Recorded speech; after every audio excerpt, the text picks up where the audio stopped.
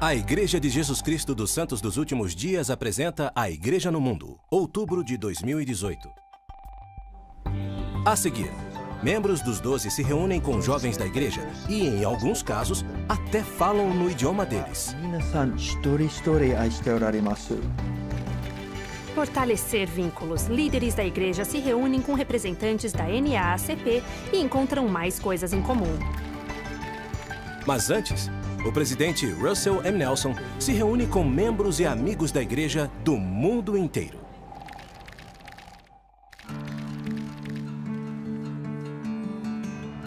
Russell M. Nelson, o 17º presidente de A Igreja de Jesus Cristo dos Santos dos Últimos Dias, cumprimentou, ministrou e discursou para milhares de fiéis no mundo inteiro ao embarcar numa ministração global com sua esposa Wendy, passando por 3 continentes e 8 cidades em 11 dias. Estamos levando o amor do Senhor às pessoas, e elas aprenderão a amar umas às outras e ao Senhor. O presidente Nelson foi acompanhado nessa ministração pelo elder Jeffrey R. Holland dos 12 e sua esposa, Patrícia. Temos que lembrar que ele não é apenas o presidente e profeta da igreja, mas o profeta para o mundo todo. Sua primeira parada, Londres, Inglaterra, reunindo-se com os membros na capela de Hyde Park em 12 de abril.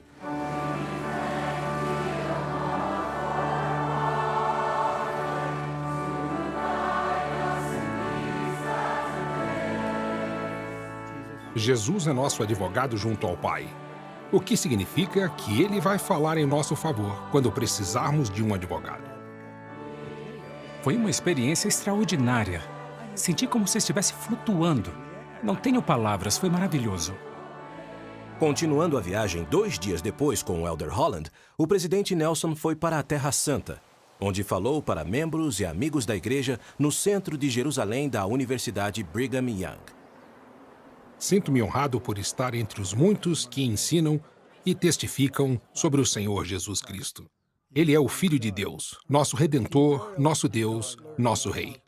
A viagem do profeta continuou de Jerusalém, em Israel, ao sul da África e a Nairobi, no Quênia. Aqui, o elder Holland falou da importância de obterem uma recomendação para o templo enquanto aguardam a construção do templo de Nairobi, que foi anunciado há 1 ano. Ter essa recomendação mostra ao céu e mostra à terra que tipo de santo dos últimos dias você é. Mais para o sul, na África, o presidente Nelson viajou para Harare, Zimbábue, onde se reuniu com milhares de membros, reservando um tempo para visitar um possível local onde será construído um templo.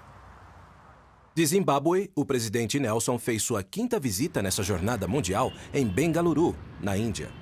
O templo recém-anunciado será o primeiro da Índia, onde moram mais de 1 bilhão de pessoas.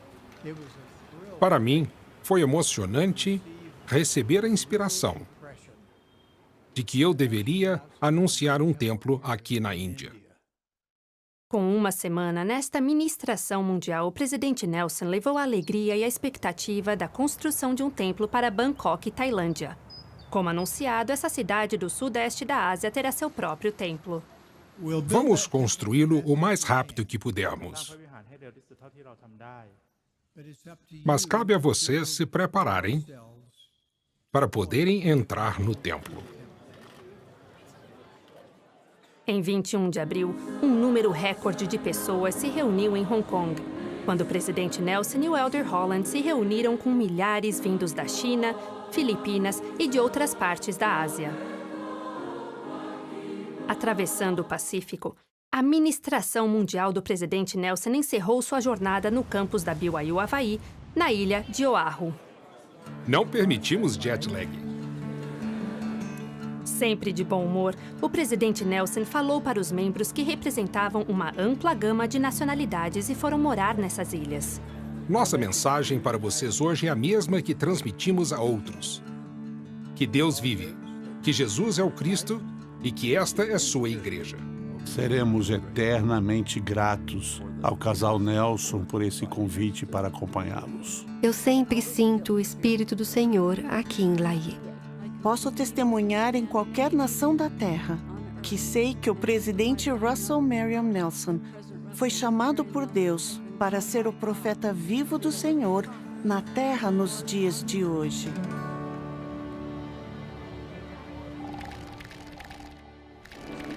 De todos os lugares em que o presidente Nelson ministrou neste ano, talvez o tempo que ele passou em Seattle, Washington, tenha sido o mais divulgado publicamente. Em 15 de setembro, o profeta de 94 anos falou em um devocional especial ao ar livre para os membros no campo de beisebol Safeco. Nunca discussamos num campo de beisebol antes. Foi a maior reunião desse tipo na história da igreja no noroeste do Pacífico. Deus é um Deus imutável. Mas à medida que a igreja se move para todas as nações e povos, e nos últimos dias podemos esperar e nos alegrar com as novas mensagens vindas de Deus por meio do profeta. Peço que não deixem que as tentações do mundo, inclusive as demandas sedutoras de seu emprego, os distraiam do real motivo pelo qual vocês estão aqui na Terra. Vocês usarão seu arbítrio para escolher Jesus Cristo e seu Evangelho. Partindo de Seattle, o presidente Nelson e o presidente Eyring viajaram mais ao norte para Vancouver, na Colômbia Britânica, ao centro de eventos Langley, e explicaram para o grande público o propósito da iniciativa da igreja. Fizemos uma pequena declaração para a imprensa de que queremos ser chamados pelo nome certo. Durante sua conversa com os santos dos últimos dias do Canadá, o presidente Nelson reafirmou aos membros qual é o nome oficial da igreja. O Senhor disse que o verdadeiro nome da igreja é a Igreja de Jesus Cristo dos Santos dos Últimos Dias. Ponto final. E isso não é negociável. Então, os erros que foram surgindo precisam ser corrigidos.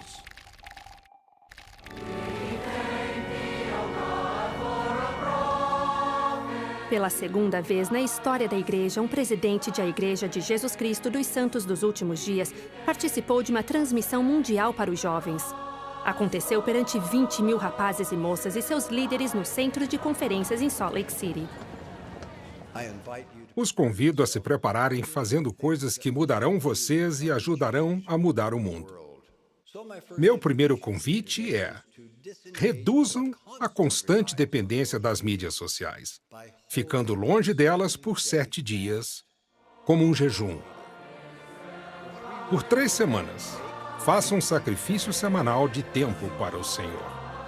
Avaliem sua vida. Orem diariamente para que todos os filhos de Deus recebam as bênçãos do Evangelho de Jesus Cristo. Sejam um destaque. Sejam diferentes do mundo. Vocês devem ser uma luz para o mundo. This is an occasion of great significance. Na sessão da manhã de sábado da Conferência Geral, em março passado, Harry B. Eyring, segundo conselheiro na primeira presidência, anunciou ao público mundial que o elder Garrett W. Gong e o elder Ulisses Soares tinham sido chamados como apóstolos no Quórum dos 12. Eles preencheram as vagas deixadas pelo presidente Thomas S. Monson e pelo elder Robert D. Hales após terem falecido.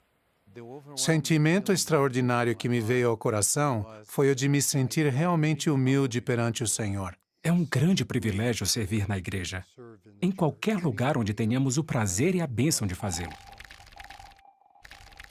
Na sessão da tarde de domingo, o presidente Nelson anunciou que os programas da igreja de mestres familiares e professoras visitantes passariam a se chamar ministração. Os líderes explicaram que a ministração tem um enfoque maior nas necessidades da pessoa ou da família. Às vezes, pensamos que temos de fazer algo grandioso e heróico que conte como serviço ao próximo, mas simples atos de serviço podem ter um impacto profundo nos outros e em nós mesmos. Na sessão geral do sacerdócio, o presidente Nelson anunciou que o grupo de sumos sacerdotes da ala e o quórum de élderes seriam unificados em um quórum de élderes. Esse ajuste vai aumentar imensamente a capacidade e habilidade dos portadores do sacerdócio de servir ao próximo. Em maio, a liderança da Associação Nacional para o Progresso das Pessoas de Cor passou um tempo com a primeira presidência da Igreja de Jesus Cristo dos Santos dos Últimos Dias, no propósito de unir as duas organizações em iniciativas de serviço. Em reuniões realizadas hoje cedo, Começamos a explorar projetos nas áreas de educação e serviço humanitário, nos quais nossos respectivos membros e outras pessoas podem servir e progredir juntos. É nossa tarefa falar por aqueles que não podem falar por si mesmos. E fazemos isso por meio de uma voz de defesa, mas agora com uma parceria que busca harmonia e civilidade em nossa comunidade. Senhoras e senhores, declaro aberta esta convenção anual número 109. O relacionamento da Igreja com a NAACP expandiu-se em julho, durante a reunião anual de número 109 da organização, realizada em San Antonio, Texas. Este é o início de um relacionamento. Vamos procurar nos conhecer mutuamente e fazemos isso por meio da comunicação. Como parte dessa crescente colaboração com a Igreja, o Elder Jack N. Gerard, 70 autoridade geral, foi o primeiro líder santo dos últimos dias a ser convidado a falar na conferência. É uma honra e um privilégio estar diante de vocês como amigo da NAACP e de seus líderes. A vice-presidente da organização contou ao público presente como a liderança da NAACP se sentiu sobre uma reunião em Salt Lake City no início deste ano. Apesar de nossas preocupações, saímos daquela reunião histórica com um entendimento melhor da história de cada organização e o desejo de aceitar o passado e seguir adiante em um trabalho conjunto pelo bem comum.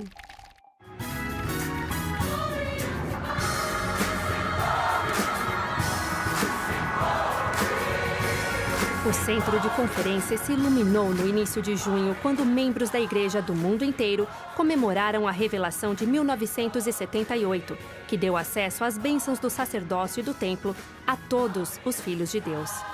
Os membros negros e os de ascendência africana confiaram e esperaram no Senhor. Um anúncio importante acabou de ser feito por meio de uma carta assinada pela primeira presidência da Igreja Sud. Em 1º de junho de 1978, há 40 anos, o que era uma promessa no começo se tornou realidade. A restauração continuava a progredir. Chorei de alegria. Essa é a cena gravada em minha memória daquele inesquecível anúncio há 40 anos.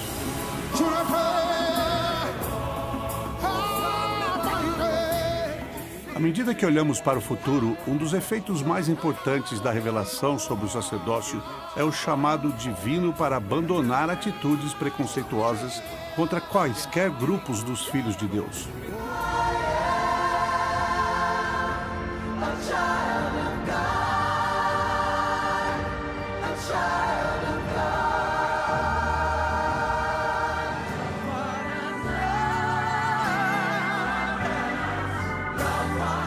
É minha oração que todos superem qualquer fardo relacionado ao preconceito e andem em retidão com Deus e uns com os outros, em perfeita paz e harmonia.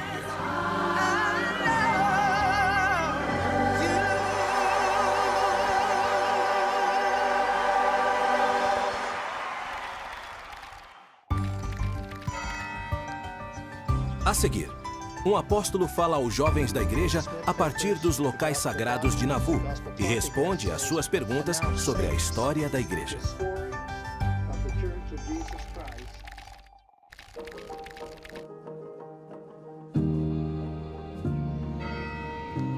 Às margens do rio Mississippi está o belo templo de a Igreja de Jesus Cristo dos Santos dos Últimos Dias, em Nauvoo, Illinois. Com esse fundo, uma transmissão mundial foi realizada para todos os jovens adultos da igreja. O acontecimento assinalou o lançamento nesta semana de um novo livro produzido pela igreja intitulado Santos, a história da Igreja de Jesus Cristo nos últimos dias. É apenas a terceira vez em seus quase 200 anos desde sua organização que a igreja lança uma história detalhada. Tivemos naquela noite a participação do Elder Quentin L. Cook dos 12, além de historiadores da igreja e um público mundial de jovens adultos que fizeram perguntas sobre tópicos da história da igreja. Derek, do Canadá, perguntou: Joseph traduziu as placas de ouro ou foi revelação direta? Joseph Smith disse que traduziu o livro de Mórmon pelo dom e poder de Deus. Ele usou tanto Urim Tumim quanto à pedra dividente, para ajudá-lo no processo de tradução. Suas experiências de tradução foram sagradas e muito pessoais. E ele não deu muitos detalhes. O que importa para mim é o conteúdo do Livro de Mórmon. O Livro de Mórmon moldou quem sou e como vejo o mundo. E quando faço algo bem, agradeço ao Livro de Mórmon. Como podemos pesquisar a história da igreja e encontrar respostas confiáveis? Há vários debates históricos online sobre nossa história. E a maioria deles produz muito mais atrito do que esclarecimento.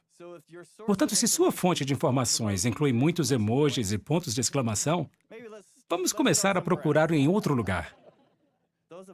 Historiadores como Kate e eu, que escrevem história para a igreja, sentem a grande responsabilidade de fazer um relato honesto e preciso, que nos ajude a entender o passado. Tenham bom ânimo a despeito de quais forem seus desafios. Muitos de vocês passam por dificuldades e precisam saber que temos um amoroso Pai Celeste. O entusiasmo e o carinho da congregação que tivemos aqui foram magníficos. Não sei como me expressar de modo mais positivo sobre nosso público desta noite.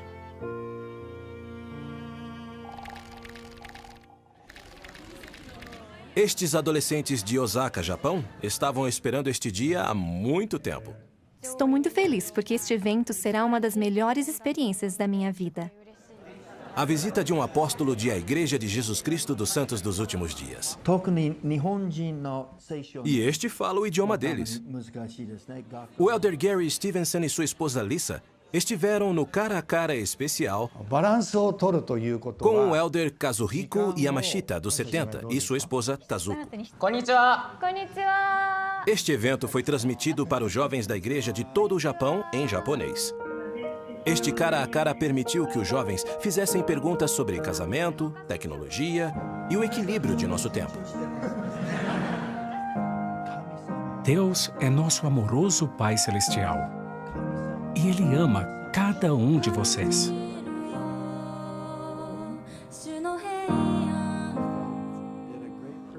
Senti que foi um grande privilégio testificar de Jesus Cristo em japonês para nossos santos japoneses, principalmente para esses jovens especiais. Eles são o tesouro do Japão. Várias líderes de a Igreja de Jesus Cristo dos Santos dos Últimos Dias atravessaram 4 estados do meio-oeste, conhecido como Coração da América, para se reunir com líderes comunitários e ministrar aos membros locais. A irmã Sharon Eubank, diretora do Serviço Humanitário da Igreja e conselheira na Presidência Geral da Sociedade de Socorro, com outros líderes locais da Igreja, esteve em Omaha, Nebraska, para uma reunião com a prefeita Jean Stothard, uma das maiores e mais antigas organizações de mulheres do mundo. A igreja fez parceria com os serviços familiares luteranos do Nebraska para prover auxílio para a grande população de refugiados em Omaha. Quais são suas prioridades? O que podemos fazer para ajudar mais? Adoraríamos saber mais. Ao mesmo tempo, a irmã Becky Craven, da Presidência Geral das Moças, falou em Wichita, Kansas, enquanto a irmã Lisa Harkness, da Presidência Geral da Primária, esteve em Iowa City, Iowa. A maioria das pessoas que conheço jamais imaginaria que eu chegaria ao ponto de tentar tirar minha vida. Num esforço contínuo de prevenir o suicídio, a Igreja de Jesus Cristo dos Santos dos Últimos Dias lançou uma série de vídeos de esperança que incentivam os santos a ouvir e amar as pessoas que pensam em suicídio. Para mim, a cura significa ter fé de que, embora as dificuldades continuem, aos poucos, com o tempo, aprenderei a conviver com meus desafios. Há uma antiga noção sectária de que o suicídio é um pecado e que aquele que comete o suicídio é banido para o inferno para sempre. Isso é totalmente falso. Creio que na maioria dos casos, vamos encontrar pessoas que tiveram uma vida heróica e que o suicídio não será uma característica que definirá a eternidade delas. Com histórias de perda e sobrevivência, o elder Dale G. Renland, do Quórum dos 12 Apóstolos, e a irmã Carol F. McConkie, que serviu na Presidência Geral das Moças, compartilham seus pontos de vista e esperança em relação àqueles que enfrentam esses desafios. E quando alguém diz que está pensando em se matar ou que teve pensamentos sobre um plano específico para tirar a própria vida, é assustador. Quando isso acontece, não sabemos o que dizer. Mas, ao mesmo tempo, temos que nos recompor e buscar o Espírito do Senhor para nos orientar e nos ajudar a sermos capazes de expressar amor por aquela pessoa e garantir que estamos ali para ajudá-la. Que vamos ficar ao lado dela e que não vamos a lugar algum até que elas consigam ajuda. Os vídeos estão agora disponíveis em suicide.lds.org. Logo a seguir, a turnê de verão do Coro do Tabernáculo foi para a costa da Califórnia e não parou por ali. Vamos seguir a música que os fãs não se cansam de ouvir.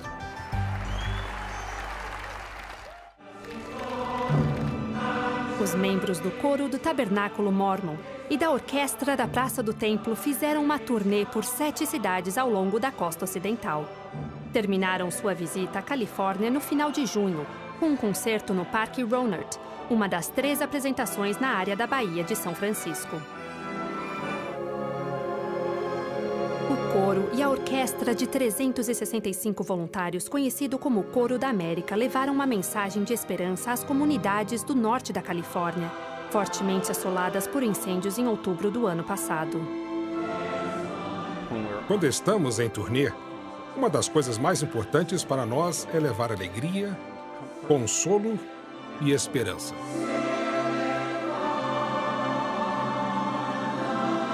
Depois de 2 semanas na estrada, o coro encerrou sua turnê em Seattle, tendo levado esperança e inspiração para multidões agradecidas.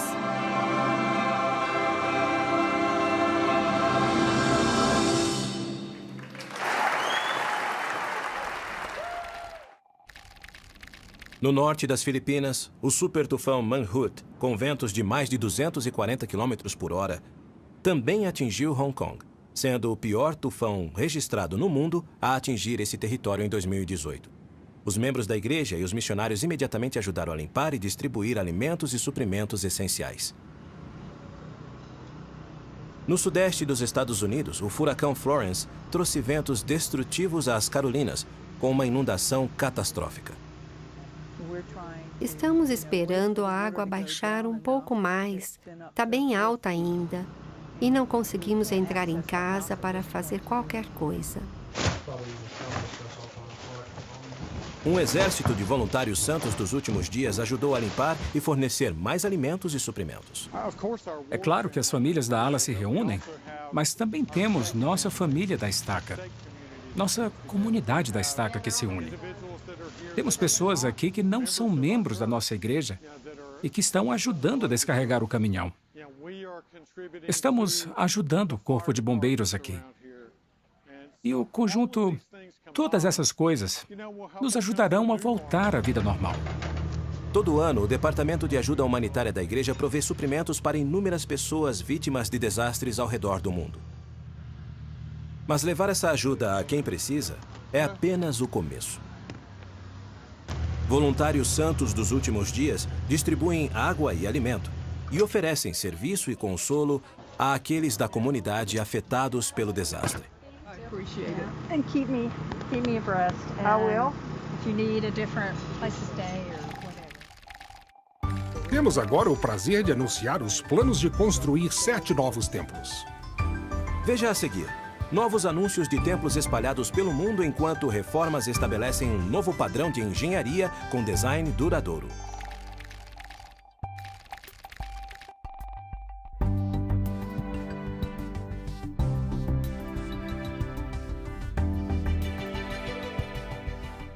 Com a expansão do número de membros da igreja, queremos aproximar os templos desses membros. Temos o prazer de anunciar os planos de construir 7 novos templos. Começamos pelo primeiro local desses templos, na América Latina. Aqui, na região norte da Argentina, será construído o Templo de Salta, Argentina. Há quase 500 mil de santos dos últimos dias morando no país. Será o terceiro templo da Argentina. Do outro lado do mundo, indo para o hemisfério oriental, chegamos a Bengaluru, na Índia. Um templo será construído nesta cidade e país que abriga uma dinâmica variedade de religiões. Será o primeiro templo santo dos últimos dias da Índia.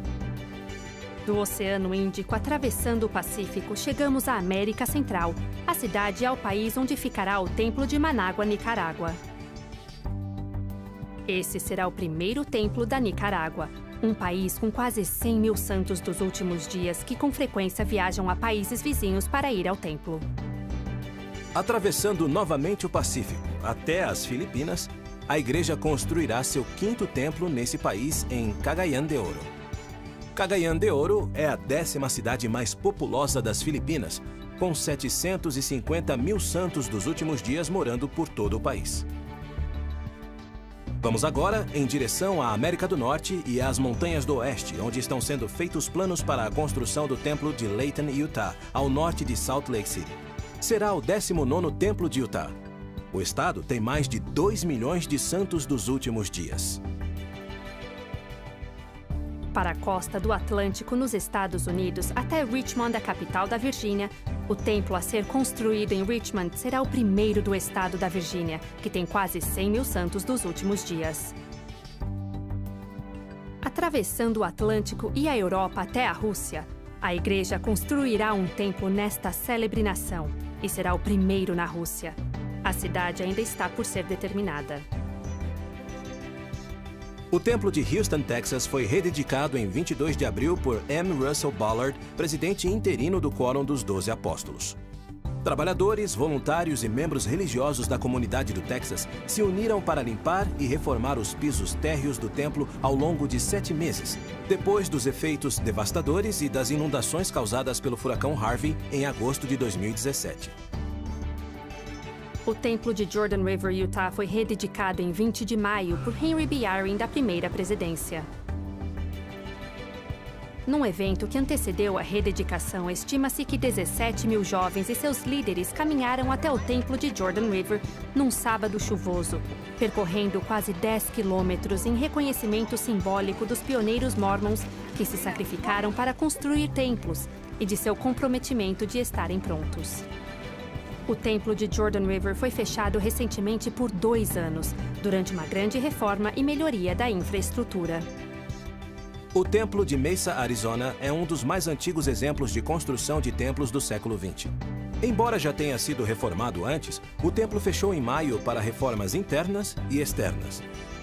Espera-se que o trabalho no Templo de Mesa, Arizona, dure cerca de 2 anos e vai incluir um novo centro de visitantes. Ainda por vir, o Elder Christofferson fala perante os membros do parlamento no Reino Unido, e os missionários em perspectiva receberão seu chamado de um modo completamente novo. Essas histórias e muito mais nas notícias.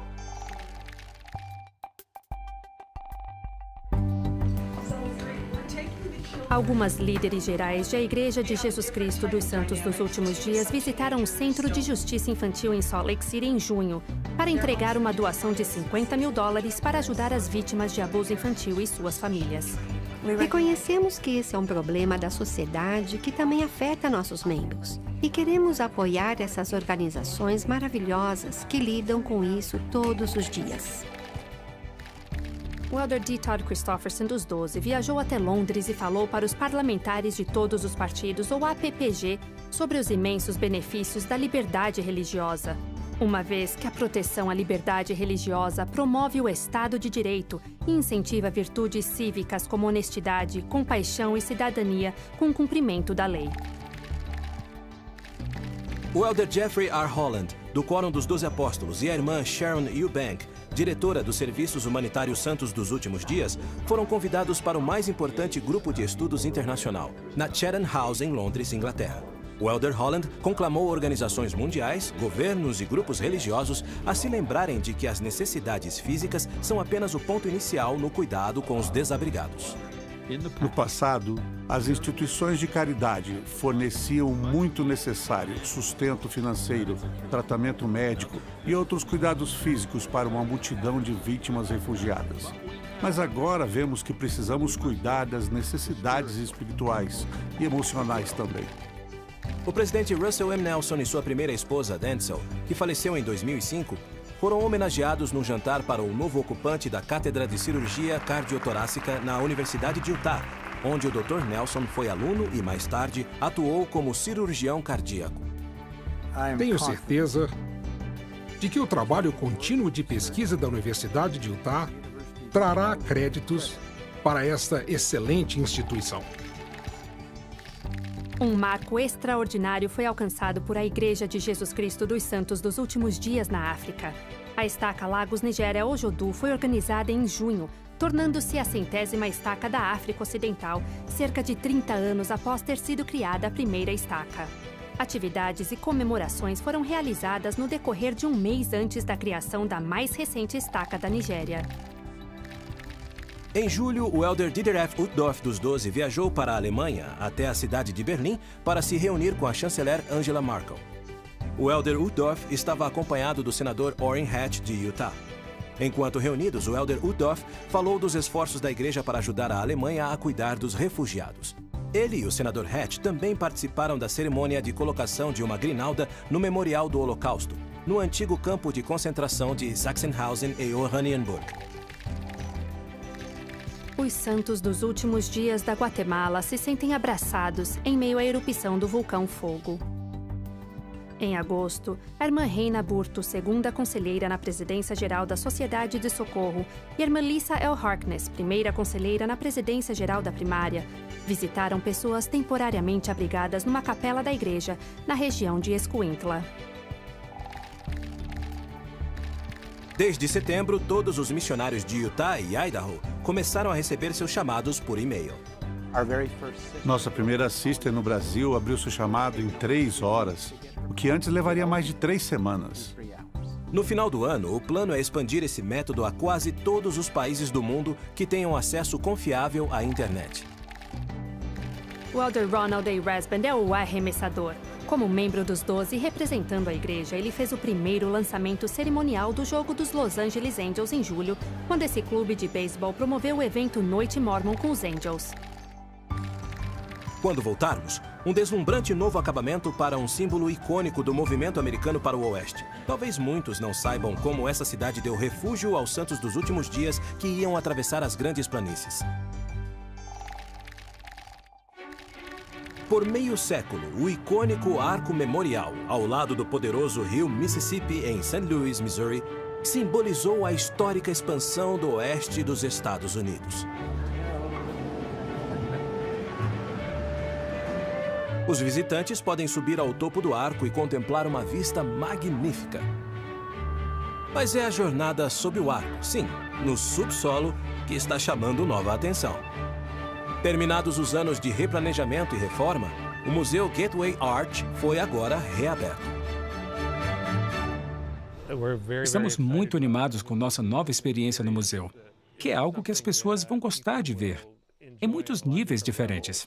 O museu comemora a história de St. Louis, desde a época colonial até a construção do arco, e inclui a história quase nunca contada de como os membros da Igreja de Jesus Cristo dos Santos dos Últimos Dias foram acolhidos nessa cidade em meados do século XVIII, numa época em que a maioria os expulsava.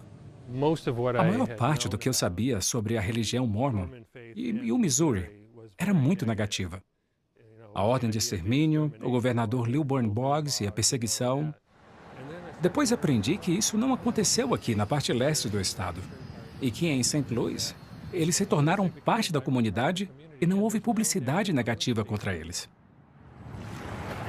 Aqui estamos na trilha Mormon, no rio Mississippi, um lugar de onde milhares, 22 mil santos dos últimos dias saíram a caminho de Utah. Os imigrantes chegavam aqui neste lugar. Eles mudavam de navio a vapor e permaneciam por horas, alguns por meses, outros por anos, desfrutando o abrigo da cidade de St. Louis. À medida que os planos do novo museu foram sendo desenvolvidos, Bob e Tom desenvolveram uma grande amizade que deu vida à história da igreja e à exposição. Bob disse, isso é o que estamos almejando. Vamos refazer o museu. Quero contar a história de pessoas que foram abandonadas. Em 1849, um jornal local comentou que havia de 3 a 4 mil membros da igreja na cidade. Eles alugaram uma igreja metodista e a frequentaram até 1857.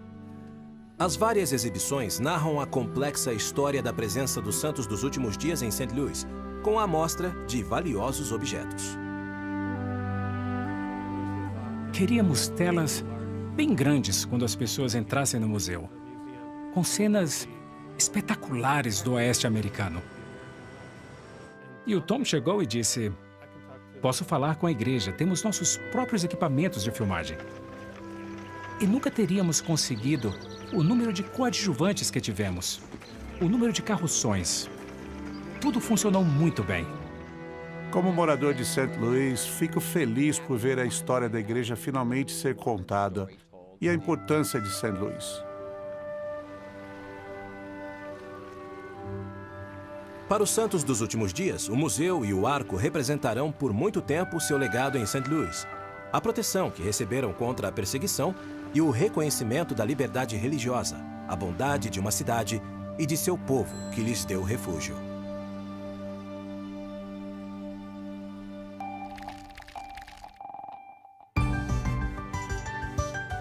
Este foi o A Igreja no Mundo de outubro de 2018. Para ver a Igreja no Mundo online, acesse mormonnewsroom.org.